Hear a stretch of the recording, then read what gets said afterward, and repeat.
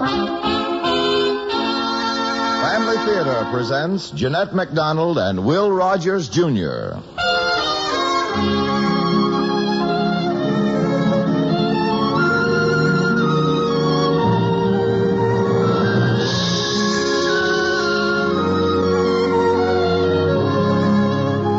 From Hollywood, the Mutual Network, in cooperation with Family Theater, presents The Sangamo Sage, starring Will Rogers, Jr.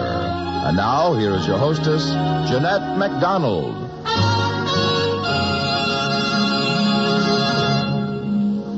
Thank you, Tony Lafrano. Family Theater's only purpose is to bring to everyone's attention a practice that must become an important part of our lives if we are to win the peace for ourselves, peace for our families, and peace for the world. Family Theater urges you to pray. Pray together as a family.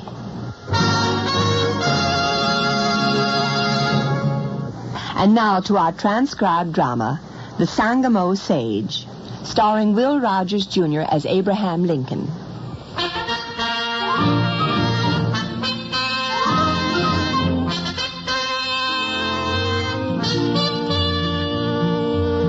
By the time he was 24, he had gone bankrupt and was over $1,000 in debt.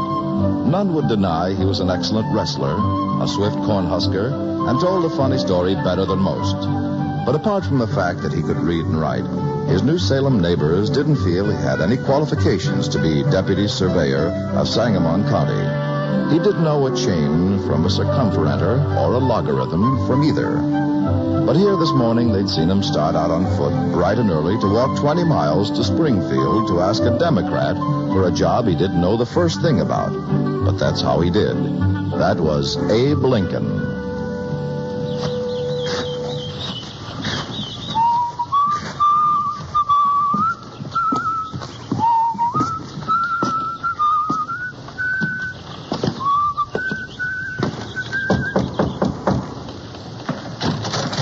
Yes? I've come to see Mr. Calhoun, ma'am. Is he expecting you? Yes, ma'am. I wrote him. Well, come in. Thank you. John. Yes? There's a young man here to see you. He says you're expecting him. Well, now, I don't recall anyone. It's me, Mr. Calhoun. Hey, well, how are you? Good enough, thank you, sir. Yeah, how's the store? Well, it winked out. That's why you're seeing me sooner than you might have expected. Mary, this is young Lincoln who wrote that fine letter to me. How'd you do? It's a pleasure, Mrs. Calhoun. Hey, come on into the study, Abe, and rest your feet. You had your dinner yet? No, sir. Still breakfast time when I left New Salem. Well, then you'll stay to dinner with us. Won't he, Mary? I'll set another plate. You like chicken, Mr. Lincoln? Yes, Mrs. Calhoun. I thank you.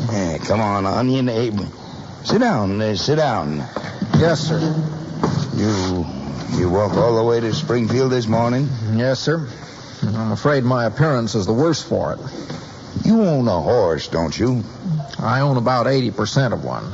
But the creditor holding title to the balance, he won't even let his part leave town while I settle up. How much do you owe him, Abe? $10. But he's well down on the list. Bill Berry didn't turn out to be much of a business partner, did he? He got as bad as he gave. Well, at least you weren't drinking all the time. No, I was down on the river watching Jack Kelso fish and spout Shakespeare. There's nothing left of the stock? Some dry goods, a few jugs of corn juice that Billy didn't get to finish. Even so, it ought to bring something. That was the attitude of the constable who impounded it. I see. So now you want to learn surveying? I think I can, Mr. Calhoun. I'm a learner. Do you know anything at all of the subject? Only that, well, a man couldn't expect to be your deputy without a thorough understanding of it. Here. Hey, take a look at this book, Abe. The Theory and Practice of Surveying by Robert Gibson. Sizable volume, eh? Yes, sir. I could learn it. And you'll need someone to coach you. Schoolmaster in New Salem, Mr. Mentor Graham, he'd coach me. We're friends. Well, you're welcome to try, Abe. I take it you're still interested in entering politics. Yes, sir. As a Whig. And now, don't worry, Abe. There are no strings attached to this appointment. Well, I appreciate that, Mr. Calvin. That is, if you get it. Dinner's on the table. Yeah, right away, dear. There's a pitcher and a bowl in the kitchen, Mr. Lincoln, if you're wanting to wash up. Indeed I do, ma'am. I'll only be a minute. Oh, use the towel on the rack. Yes, ma'am. Well, John, if he isn't the most unheavenly-looking mortal ever stepped inside this house. For all of that, he's no common man.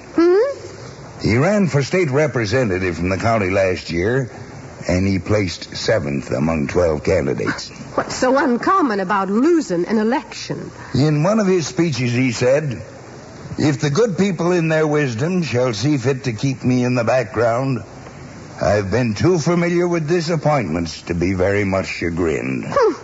Sounds like he had more faith in the good people than he did in himself. Yes, that's what's uncommon about him.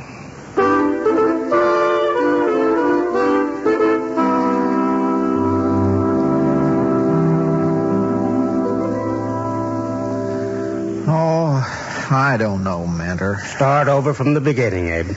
Maybe I'm not cut out for this any better than I was for trading. A man's got to have a nose for trading. Plus gumption. You whopped every man in the county who'd stand up to you. It's not a case of gumption. You've got a brain and a tongue. Now start over. There are 3 different horizons.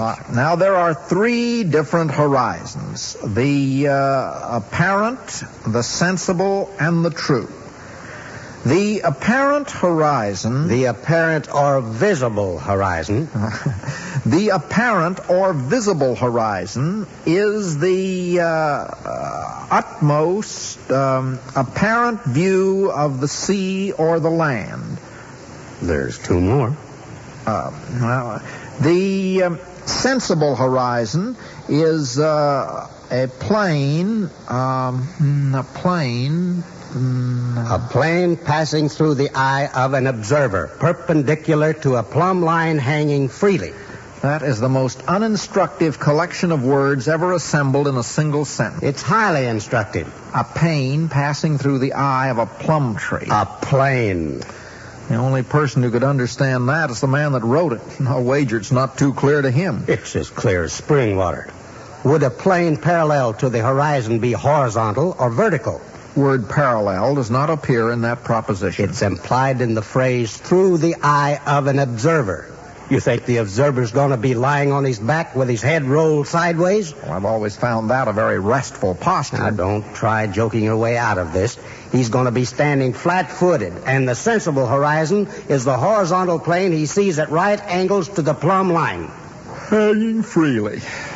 You getting tired, Abe? No, Mentor. It's most midnight. You working again tomorrow? Yeah, over at Jim Short's place.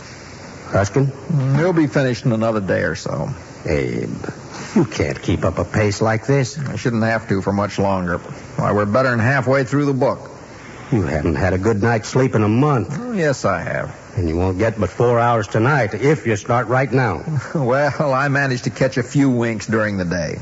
Well, that's not how Jim Short tells it. What? He says you're husking 2 loads of corn to his 1.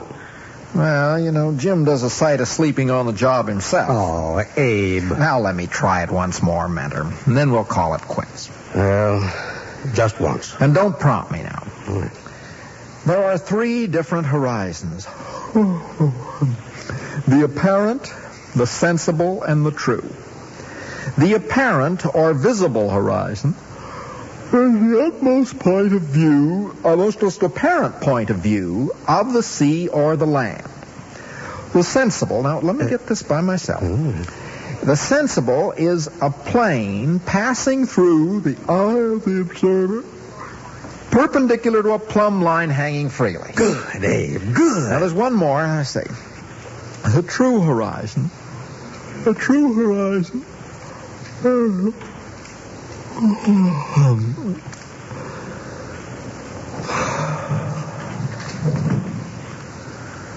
Abe?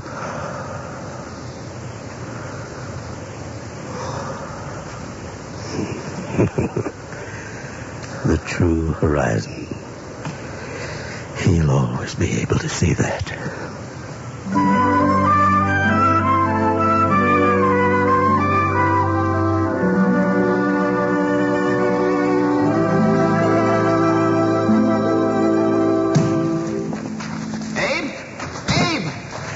morning to you, Mr. Kelso. Abe, I just heard the great news about your appointment. Yes, I guess I'm going to be a surveyor after all, Jack. A man who doth bestride the narrow world like a colossus. Let us hope. Then why, pray, does one of your high station pass the morning chopping wood? Because I aspire to even greater heights. Oh? I would bestride my horse. So I borrowed $10 from Russell Godby to pay off Winter Hall, and now I'm working it out. Good deed, Godby. How far that little candle throws his beams, so shines a good deed in a naughty world. Abe, when do you start work? As a surveyor, first thing in the morning. For Mr. Godby. Well, it all comes clear now.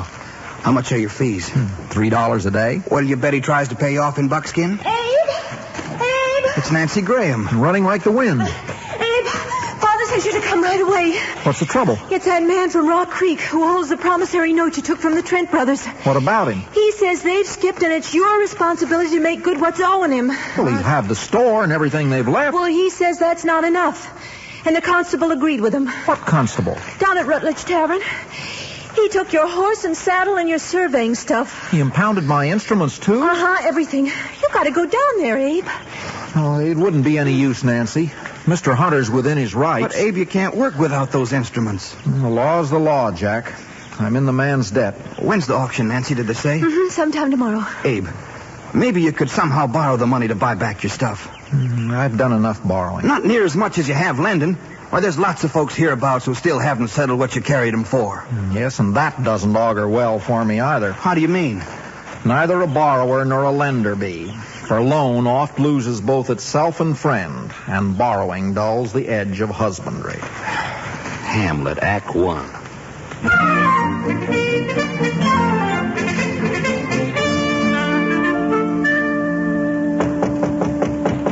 See who that is, will you, Nancy? Yes, Father.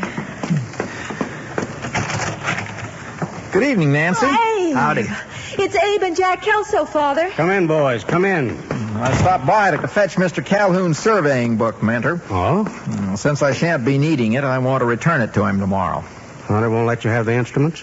Not unless I settle up. So they're going ahead with the auction? First thing in the morning. Oh, it's just a shame. Well, Mr. Hunter was polite, but he has obligations of his own to meet. Abe, I know it's not enough, but I've got a bit of over $30 stashed away. No, thank you, Mentor. In the first place, I couldn't pay you back. You don't have to. In the second, it isn't enough. Oh, at least it'd be a start, Abe. I've got an $1,100 start on my creditors already. That seems as efficiency, eh, Jack? 'Tis enough. 'Twill serve. So, Mentor, if you let me take the book. Of course, Abe. Right there on the top shelf. Thank you. No, in a way, I hate to give it up. Abe, I must confess I don't see the rush. Well, Mr. Calhoun will be appointing another deputy now. If he's much like his predecessor, he'll be in sore need of this volume. Well, promise me one thing, Abe. If you can't fetch a ride to Springfield tomorrow, come by and take my mule. I think I'll manage, Mentor. You're crazy walking that distance. Jim Short told me a few days ago if I had to, I could use his horse until my own was clear. Now you don't even have that. Well, can't be helped. Thanks for your coaching, Mentor. Oh, sure. Even if I never put it to practical use, it's taught me a fine $5 word for describing my progress today. Well, which word's that, Abe? Ecliptical. Meaning what? Oh, roughly, it means going around in a circle. Come along, Jack. We're keeping Mentor up past his bedtime. All right. Glad you stopped by, Abe. Night, Jack. Night, Mentor. Good night, Nancy. Good night, Abe. Want to stay over to my place tonight, Abe? Thank you, Jack. I'm feeling restless. I think I'll stroll a little and try and do some figuring. Abe? Abe, I'm a poor man to be given counsel, and you may think less of me for saying this. Right now, I couldn't think less of anyone than I do myself, Jack. Go ahead. Well, Abe, as the bard put it, you could vanish like a bright exhalation in the evening. And no man see me more. That's the line. You mean Skip. Well, Abe, it was good enough for the Trent brothers, and before them, Denton Offutt, and... I'd be a liar if I said I hadn't considered it. Why you've hung on this long's a puzzle to most folks in New Salem anyhow. You've no real home here, no family. I've got friends. Friends like me owing you for coal oil and whiskey. And paying me back 10 times over in companionship. It won't balance a ledger, Abe. And it won't get back your horses or your measuring tools. Now you've just put your finger on a very sound reason for my not skipping. What's that? I've nothing to skip with. All I've got left in the world are my debts. If I leave New Salem, I won't even have those. Abe, do you think you know enough to start up as a surveyor somewhere else if you had your tools? If I had them, I could start up right here. Well, Abe, what if you had to do something to fetch them that make it unpopular for you to start up right here? What are you digging at, Jack? I was looking around at that shed back of Rutledge's stable earlier tonight where the constables got your stuff locked up. Uh-huh. Abe, that's a terrible flimsy thing. The shed? Looks like a good breath of wind blow it right over. I never paid it much mind. Well, you ought to see around the back of it. There's a board about, so wide, and I swear, Abe, I don't know what's holding it up. Hard to believe a man like Rutledge would allow his property to fall into such disrepair. Well, Abe, I'm not asking you to take my word for it. I'm perfectly willing. Well, there's no need to. Now, his place is just up the road. Come on, you can see it for yourself.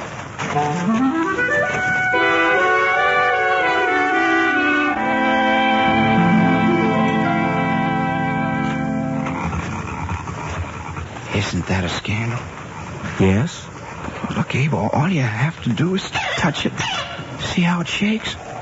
Terrible. Hardly a safe place for valuable tools like yours. Hardly. By the way, Jack. Yes, Abe? Is there any reason why we should be talking in whispers? Abe, there's the lateness of the hour to consider. It's your opinion, then, that Mr. Rutledge is by now asleep. Well, you know he's an early riser. Jack. Say, I just spied a curious thing, Abe. What's that? Inside the shed there, just past them loose boards. Look, isn't that your tool case? Quite likely. You know, I just now spied something curious myself. Oh? Yeah, this loose board. It's the only loose one along the entire back wall. By George, you're right, Abe. I don't think it'd take much to put it to rights. Oh, now, Abe, Just a few bottom pegs here are loose. Now, you don't want to do anything rash. Just get this flat rock here. Abe, think what the bard says about noise that splits the ears of the groundlings. Each of these pegs a sharp tap like so. Gently, Abe, gently. Use all gently. And so? Abe, you'll wake up the whole neighborhood. There, it's as good as new. You want the constable down on us? Soft. What light through yonder window breaks? It's Rutledge. You woke him up. Abe, we got to get out of here. Run! Run! Lead on! Gallop apace, you fiery-footed steed!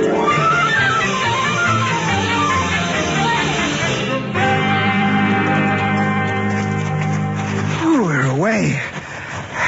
I got to get my breath. Such speed as never did chariot wheels. Fine joke, Abe. Very fine. Oh, but you did saw the air too much with your hands. Abe, you threw it away. You had a chance to get clear of this mud hole, and you threw it away.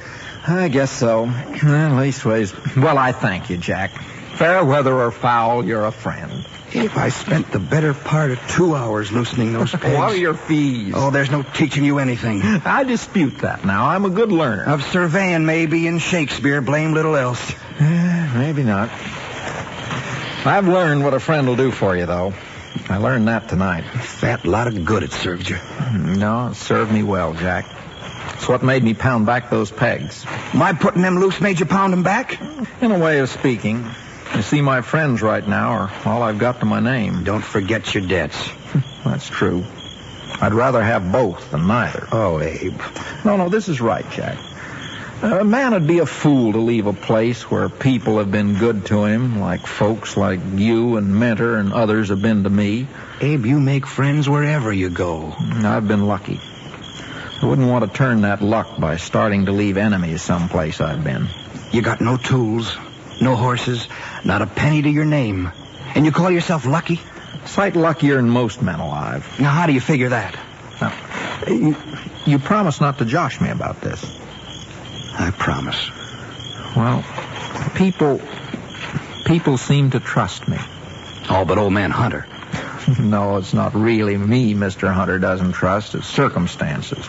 The Trent brothers let him down, and now he's afraid of everybody. All right, Abe, even allowing people do trust you.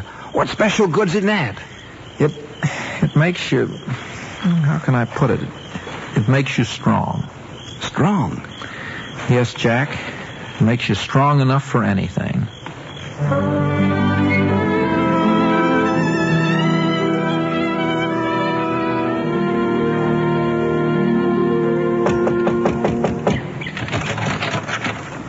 Good morning, Mrs. Short. Oh, Abe, come in. Come in. Thank you. You're up bright and early. Had breakfast? Yes'm. I got up to go to Springfield this morning. Oh, about your job. Yes'm, in a way. Mr. Short said I might borrow the bay if I needed. Why, Abe, he rode off on the bay himself less than an hour ago. Into New Salem? That's what he told Jimmy. Dr. Allen came by in his rig on the way to Petersburg, I guess, and I saw James talking to him out by the fence, and next thing I knew, he was gone. Oh. Well, I guess he must have had some important business to attend to. Oh, you're welcome to wait, Abe. I can't say when he'll be back. No. It shouldn't be too long. Oh, well, thank you kindly, Mrs. Short, but I'd best be on my way. Can I make you a snack to take along? Well, thank you, but I've got a pair of corn dodgers and some bacon Nancy Graham put up for me. Well, I'm sure you can use an apple to top that off with. Well, thank you. Maybe even two. Oh, no. One for now and one for later. Well, thank you, ma'am. I'm obliged to you. Well, if James should come back in the next half hour, I'll tell him you're walking. Maybe he'll want to leave the bay out with the rig and catch you. No, you just tell him much obliged, and I'll stop back on my way here tonight. All right. You've always got a book, haven't you, Abe? Oh, this? It isn't mine, Mrs. Short. I'm returning it to its owner. Learn anything from it? Yes, a great deal. Then reading it was time well spent. That's the way I feel, too, Mrs. Short, no matter what.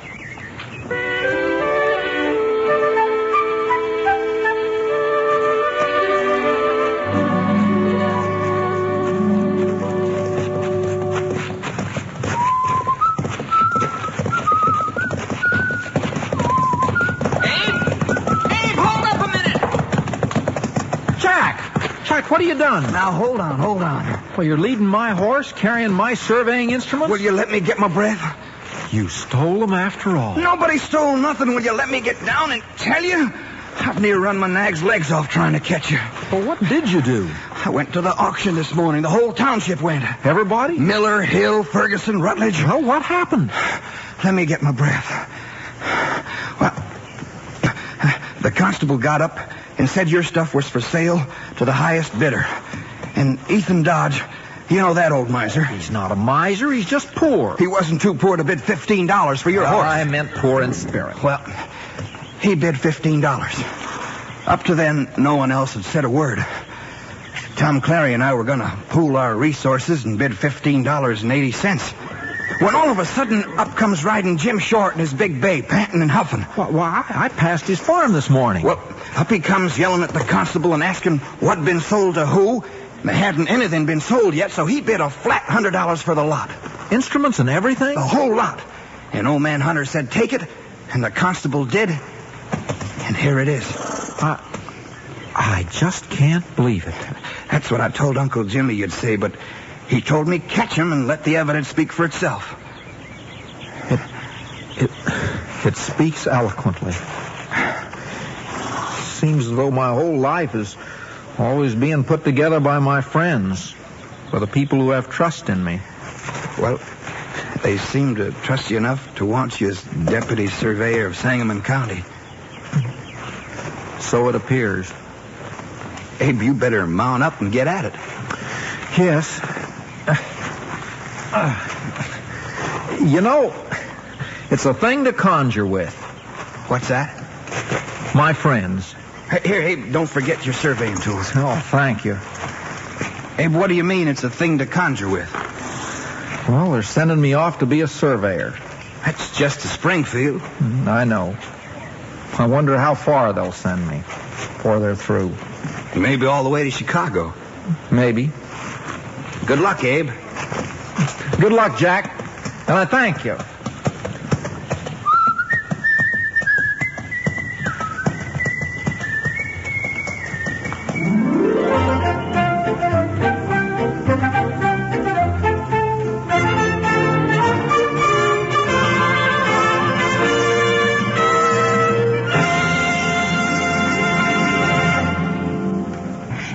Jeanette MacDonald again. We all know many wonderful stories about Abraham Lincoln. Stories of his wit, his wisdom, his kindness, his humility. With some famous men, we've discovered that many anecdotes ascribed to these men are actually the product of the imagination of someone else. The legends of some famous figures have become more real than the men themselves, and we are always disappointed when a legend stripped of accumulated dramatization reveals only bare, unromantic realities which rob us of a heroic idol. Abraham Lincoln needed no dramatist to enlarge upon his greatness. The simple facts about him are sufficiently inspiring. He rose from the humblest circumstances to bring grace and historic strength to the highest office in our land. He was tall and awkward. He was physically powerful, but he was truly a gentle man. Despite his ready humor, he gave the impression of sadness, too. He always had to carry most of his burdens alone. But the record of his deeds and everything he wrote or said proved his deep affection and tolerance for all mankind. During the time of the terrible crisis in our country's history, this lonely man held unswervingly to the truths he knew to be inviolable. Not even that tragic Civil War with all its heartbreak, famine, and woe, and not even the doubts and the hatreds and the plots against him turned him from what he firmly believed to be the source of his strength. He wrote, "I've often been driven to my knees by the overpowering realization that I had nowhere else to go. My own wisdom and that of all about me seemed insufficient to the day." Abraham Lincoln considered our Union a family of states that must, at whatever cost, remain united. The principles which worked for him almost 100 years ago, and for Jesus nearly 2,000 years ago, and for the prophets for centuries before that, will work just as surely for us today. On February the 13th, 1947, Family Theater came into existence, dedicated to what we believe to hold the guidance to world peace. Family Theater is dedicated to the vital, faithful habit of family prayer. On this, our 8th anniversary program, we pay tribute to a man whose faith in prayer, whose trust in God, continues through his example, and the proof that God heard his prayers and deserved his trust to inspire all peoples throughout the world. We give you two things of which we cannot be too often reminded. A world at prayer is a world at peace, and the family that prays together stays together. More things are wrought by prayer than this world dreams of.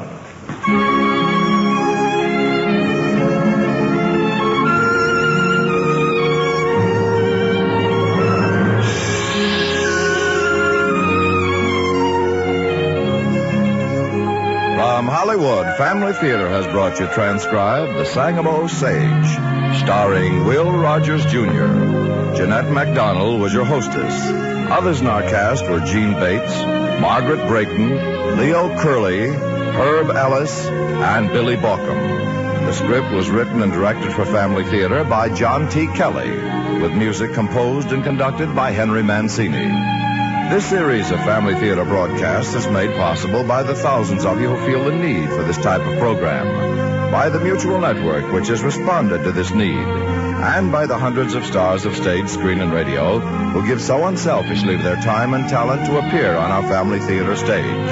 To them and to you, our humble thanks.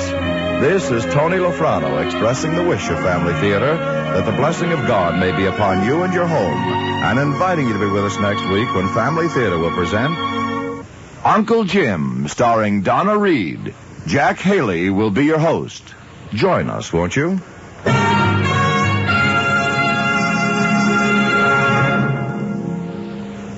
Family Theater is broadcast throughout the world and originates in the Hollywood studios of the world's largest network, This is Mutual, the radio network for all America.